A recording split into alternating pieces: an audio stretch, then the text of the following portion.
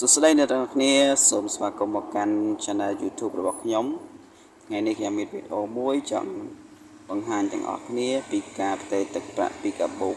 ទី2របស់ក្រុមហ៊ុន App ដើម្បីដកប្រាក់និងវេប្រាក់ទៅ Wing អញ្ចឹងសូមទស្សនាដូចតទៅអញ្ចឹងដំបូងយើងចូលក្នុង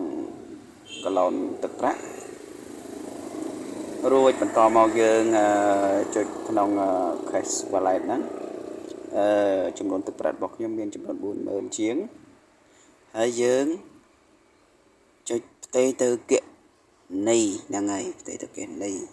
ជាទូទៅមុនដែលយើងបើក Grab account ហ្នឹងគឺក្រុមហ៊ុន Grab បានទាមទារនៅឲ្យយើងមាន account គណនី Wing ហ្នឹងហើយពេលដែលយើងមកពេញឯកសារជាមួយក្រុមហ៊ុន Wing ហើយពេលនោះយើងក៏បានភ្ជាប់នៅក្នុងហ្នឹងនេះចំនួន 40000 ដែលខ្ញុំបានដកអញ្ចឹងសូមទស្សនាបន្តទៀតហ្នឹងហើយយើងចុចពីបន្ទាប់រួចមកយើងចុចលើផ្ទាំងពណ៌ខៀវថាផ្ទេរប្រាក់ឥឡូវនេះអញ្ចឹងប្រាក់ចំនួន 40000 រៀលយើងក៏បានទូទាត់រួចហើយអញ្ចឹង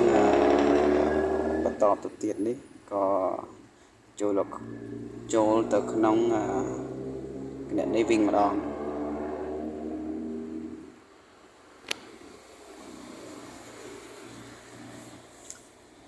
ឥឡូវយើងមកមើល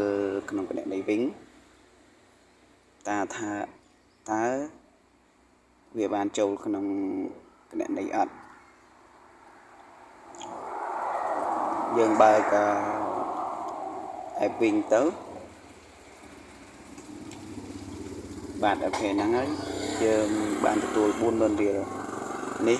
ជាការទូទាត់ពីក្រុមហ៊ុន Grab សូមអរគុណ